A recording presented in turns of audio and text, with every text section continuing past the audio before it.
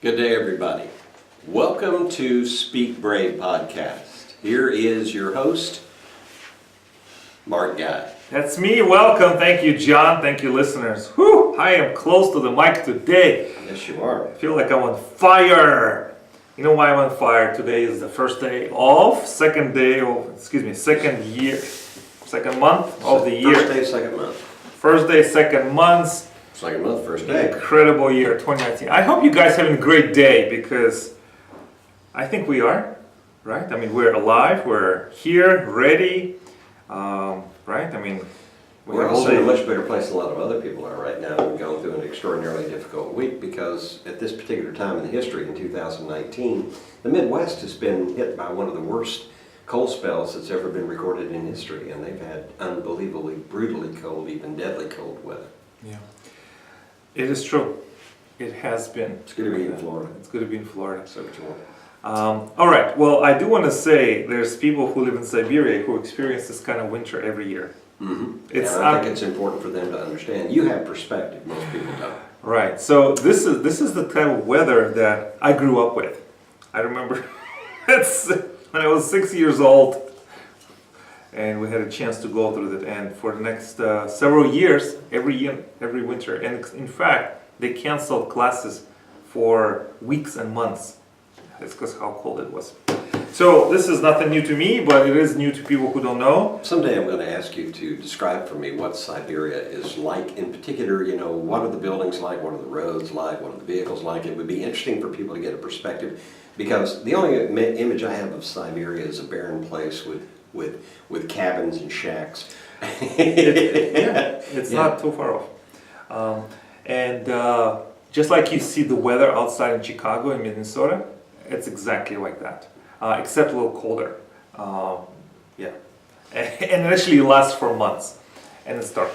Ooh, dark, because you're up high. So it's not news to me. It's like Alaska, but I mean it is Alaska, basically. All right, friends, Romans, countrymen, lend me your ears. lend me your ears. I think we're in a Caesar type of mood today. Yes, we are. I've come to seize your berry, not to praise it.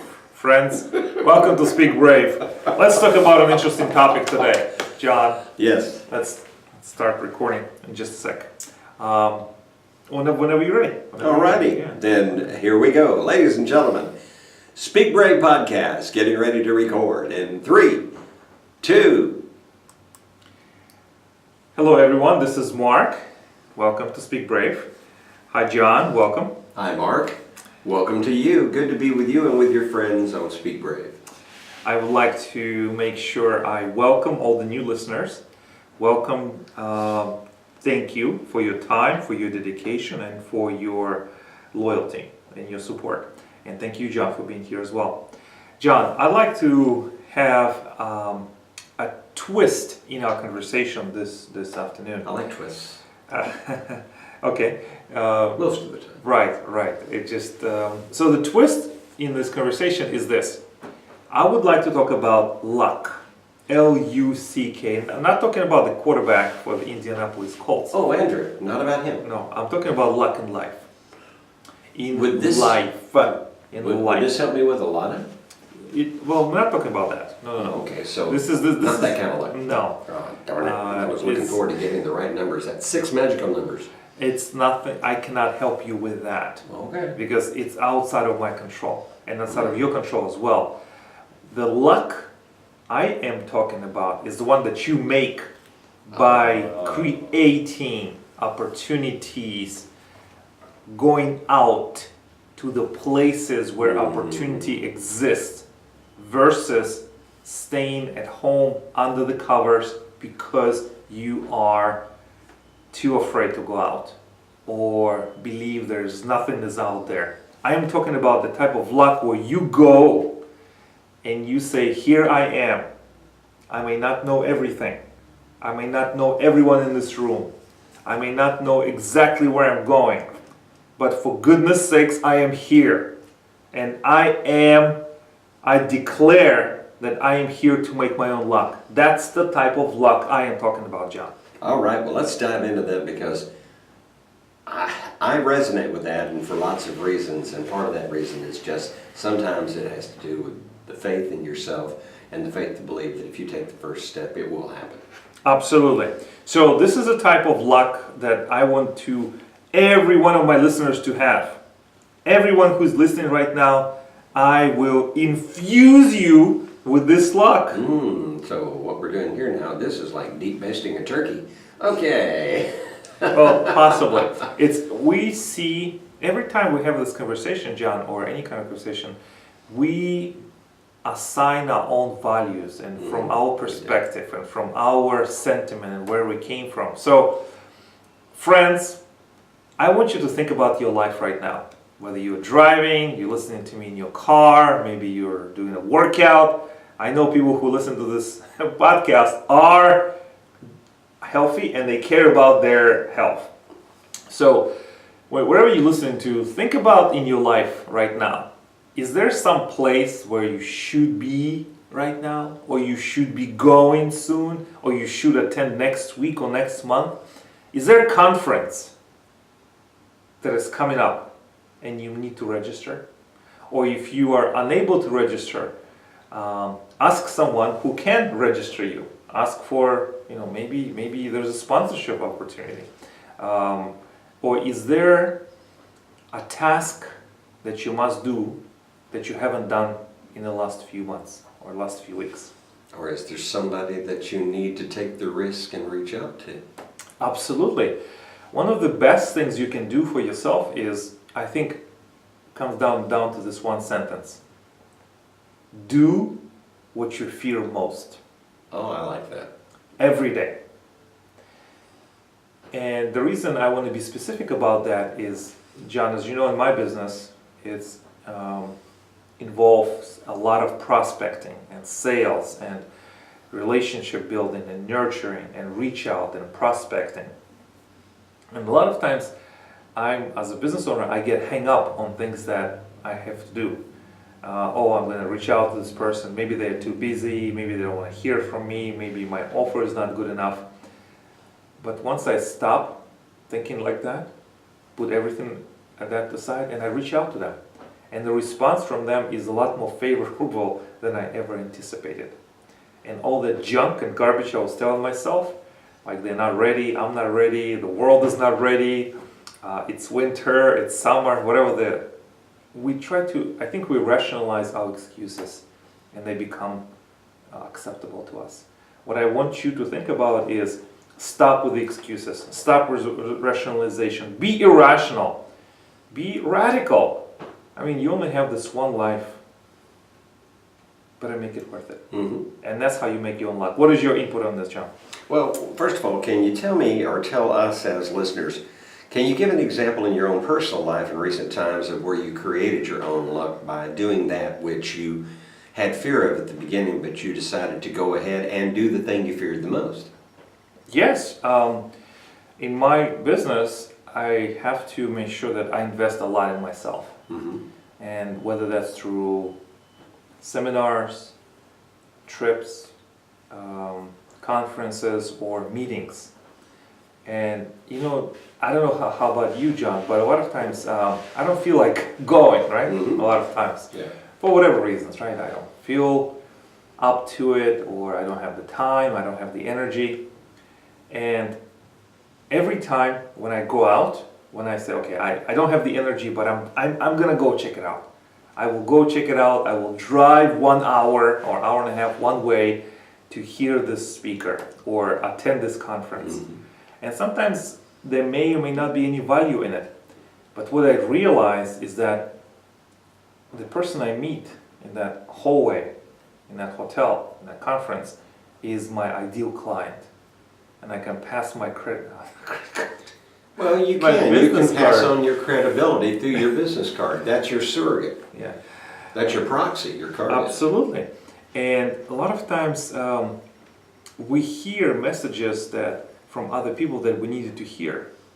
Maybe we will work with this speaker or not work with this speaker, or invest in this organization or not. But the example I'm telling you, John, is when you don't feel like going out, go. When you feel like there's no more energy, find energy. As you will find energy in the process of doing that very thing that you're afraid of. And a lot of people, they miss opportunities. They miss opportunities because they rather stay at home, Right. watch Netflix or Hulu. Probably Netflix and Hulu will never be a sponsor of this podcast. Never. But maybe in No offense intended, by the way, but frankly, we're small potatoes compared to those guys. well, you never know. The day might come, but I don't see any Tony Robbins commercials on Netflix, believe me. No, but there's a documentary about Tony Robbins on Netflix. That's right. I'm not your guru. It's pretty interesting. So speaking of Tony Robbins, he actually inspired me many years ago. He inspired me that... Now, he's inspired you a lot. What was this specific inspiration? Well, I love the work that Tony Robbins does. I love the ideas that he proposes. And believe it or not, the CD that I was listening from Tony Robbins is from 20 years ago. 20 years ago? 20 years ago. And what I find interesting about him and about his lectures and about his talks is the ideas that he talked about 20 years ago, as if he was looking into the future that we have now. It is so relevant. It is so significant. He was talking about the overload of information in 1996. Wow. And he was talking that we are drowning in information and we are starving for wisdom. I mean, didn't he say that? That's an amazing statement. We are drowning in information, yet starving for wisdom. And that's in 1996 or 1994. And here we are in 2019, and this is as relevant as it ever has been. So when I look at Tony Robbins, I look at him as a visionary. There's a lot of people who are on LinkedIn and any other platforms, and in their description about themselves, which I find very ironic, they say, I am a visionary. So it's self-proclaimed visionary. How do I feel? I'm with you on that one. I just really don't feel comfortable proclaiming myself as a visionary. That being said, I do believe that we have to aspire to have a greater vision of what the potential is. Right. To have a goal, to have a visionary view, a visionary worldview as well as individual. I mean, I think it takes a certain amount of chutzpah and hubris to call yourself a visionary. Yeah, a little bit on the arrogant side. No, Not to disparage anybody, Yeah. but really, what do you say that makes you claim you're a visionary? And what I like about, so going back to Tony Robbins, is the reason that he is so good is because the human nature does not change as quickly. The culture may change, but the human nature, the core of human nature does not change. And I think he arrived at those statements and at that deep insight from being such a brilliant student of human nature. And also extraordinarily grounded. Yes. I see a strong root system in his values. He's very anchored. Very anchored, and he cares. And it comes from a place of deep, deep care. Right. That's why I trust the things that he says. And I mean, there's nobody better in the field of self-development and motivation than Tony Robbins. So everyone who's listening right now, it's an example for us to follow. If whatever your field is, if your field is financial services, if you're an accountant, ask yourself this question: how can I become the very best in my field? What are the tasks I must do in order to gain complete domination of my space? And not domination where you become, just like, this arrogant person, but how can you make sure that you are the Total package. and absolute best in your The field? you are the master of your mastery. Right. So let's say as a financial service provider, what can you do? Go to the conference, right? Create your own conference. Always learning. Always learning. You can create your own networking circles, right?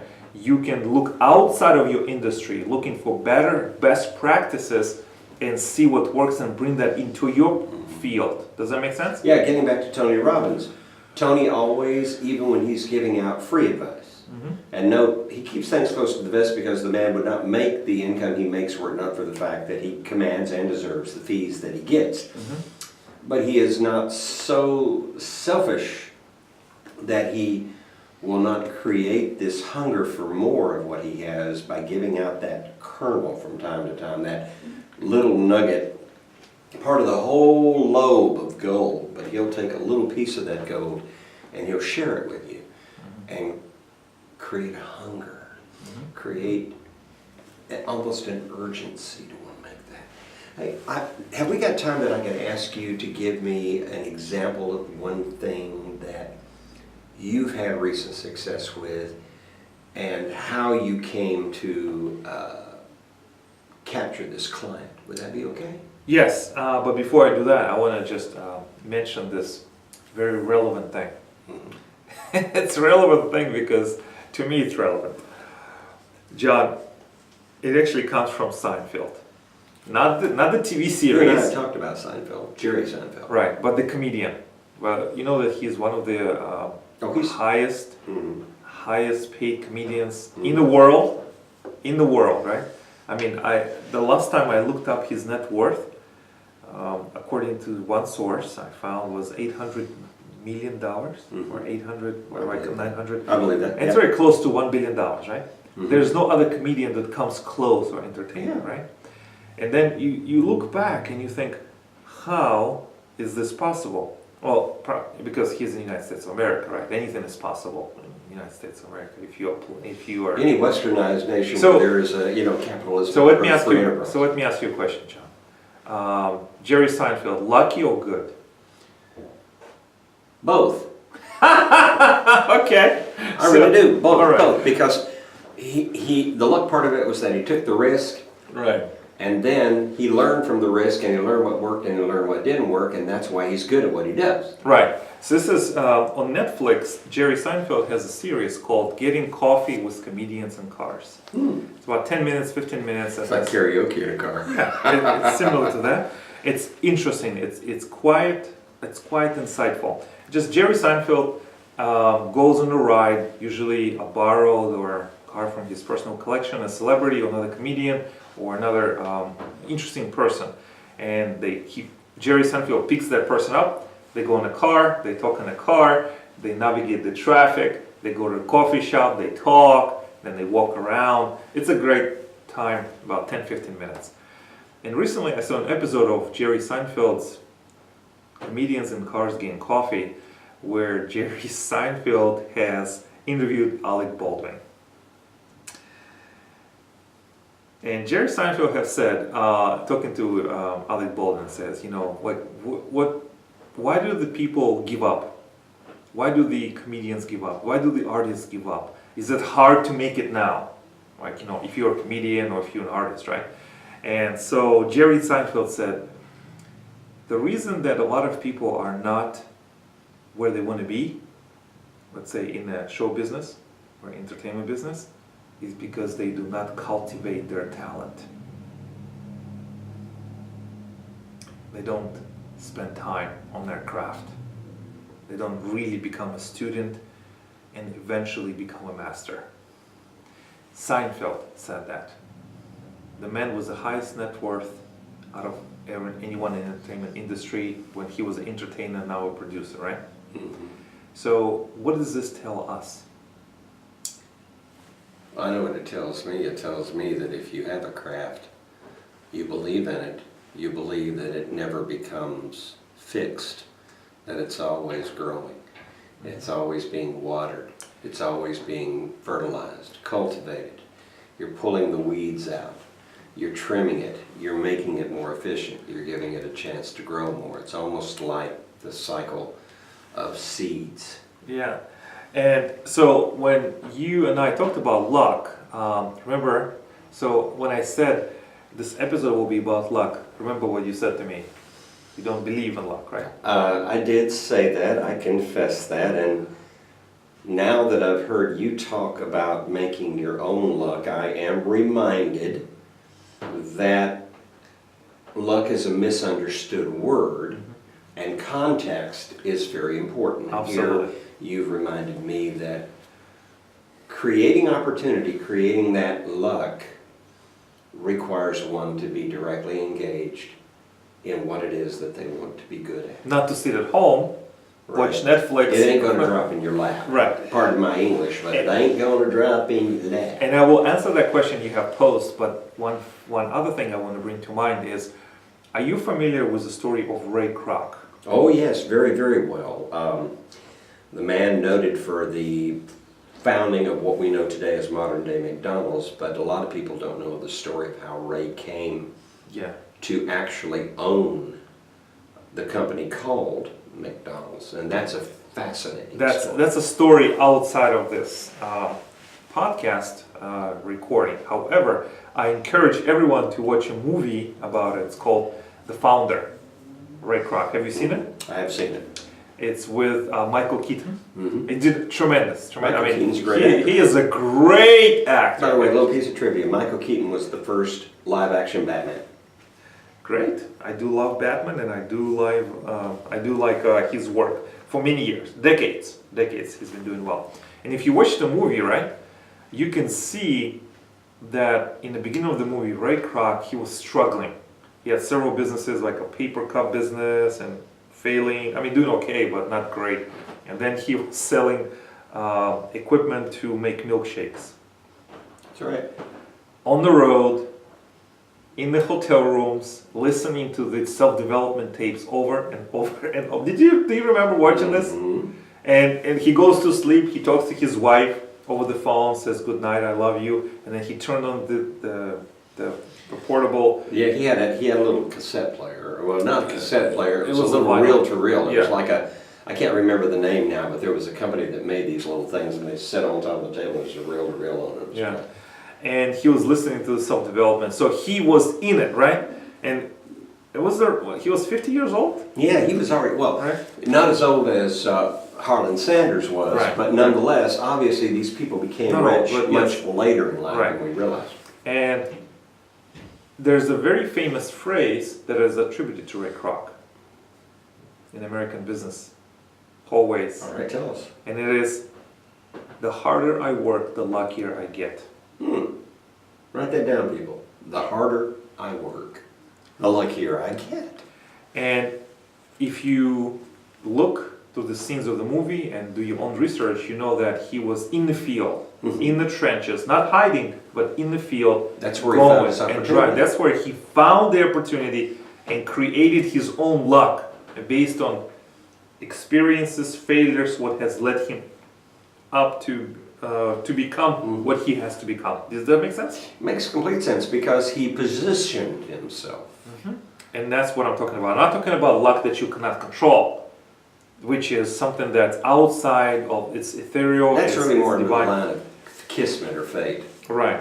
What I'm talking about is putting yourself in the places where opportunity rises, putting yourself in the places where the people you need to connect with, where do they hang out? Where do they go? Where do they go to meet other people? Yeah. If you are looking to create your own luck, stop sitting at home. Stop sitting under the covers watching watching TV. Go out and create your own opportunities. That's how you make your own luck. This is what I'm talking about. I'm going to reserve that question that I wanted to ask you for our next session because I understand now that we're into overtime here. But I do want to answer it because I want to make sure it's self-contained. So your question was, how did I find that client? Yes, and here's the deal. You have a client. I know the client. I've seen you work with him. And I know that you have made great success, and he has experienced personal success as a result. But the question that somebody would ask is, how did you happen upon the client? Because a lot of people want to know, what were the set of circumstances, the dynamic, what were you doing at the time that created the opportunity to personally connect and meet with this individual and have a chance to actually make a proposal? Well, I think it's, you and I have talked about this, in business, positioning of your brand, your product is quite important. Yeah.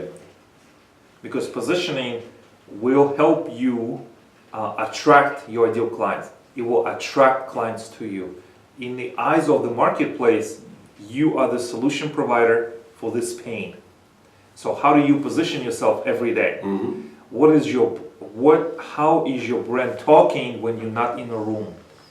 Did he call you based upon something that you had presented with your branding? I believe it was work that I did on the cumulative past, in the past, where I have Mhm.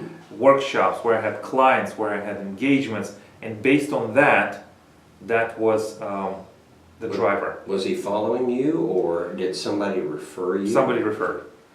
Really? And then upon the referral, did he investigate you, look into you, study you, get to know you, and then reach out to you initially just to maybe talk? Well, I reached out, yes. I reached out. So somebody gave you his name? I think you did. No, if it's who I'm talking about, I don't think so. But that being said, it is true and it's important, and it's another thing we can talk about. The value of your friendships in terms not just of having relationships with people, which is a wonderful thing, but the monetizing value of it. And also, since we're talking about, I know we're going over time, however, this is quite important. If you would like to become lucky in business, Mhm. you have to make sure you create luck for your clients. You go above and beyond.